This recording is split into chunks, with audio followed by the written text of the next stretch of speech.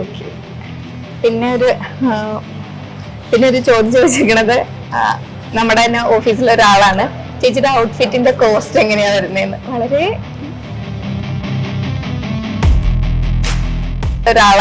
ചേച്ചിയുടെ ഔട്ട്ഫിറ്റിന്റെ കോസ്റ്റ് എങ്ങനെയാ വരുന്നതെന്ന്. ഞാൻ 100 രൂപയുടെ ടീഷർട്ട് ഇടും. അങ്ങനെയല്ല, ഇന്നത്തെ ഔട്ട്ഫിറ്റിന്റെ കോസ്റ്റാ ചോദിച്ചേക്കുന്നത്. ഇത് വാൻ ഹുസൈൻ്റെയാ. ഐ തിങ്ക് എനിക്ക് തോന്നുന്നു 1500.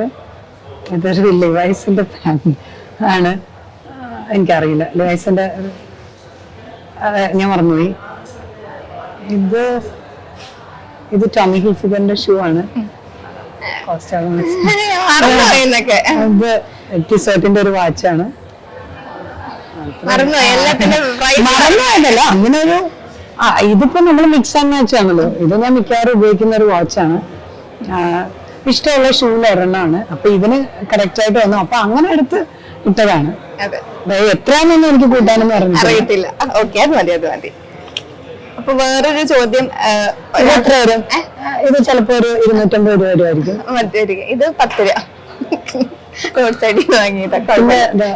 2 മോതിരമുണ്ട്. ചെറിയ ഒരു 19,000 രൂപയുടെ ചെറിയ ഔട്ട്ഫിറ്റ്. കുഴപ്പമില്ല. അതുപോലെ തന്നെ വളരെ ഒരു ഫ്രഷ് ചോദ്യമാണ്. മലയാള സിനിമയിലെ ആദ്യത്തെ ക്രഷ് ആയിരുന്നു. ഇപ്പൊ അങ്ങനെ ഒരു ക്രഷ് ഉണ്ടോ മലയാള സിനിമ?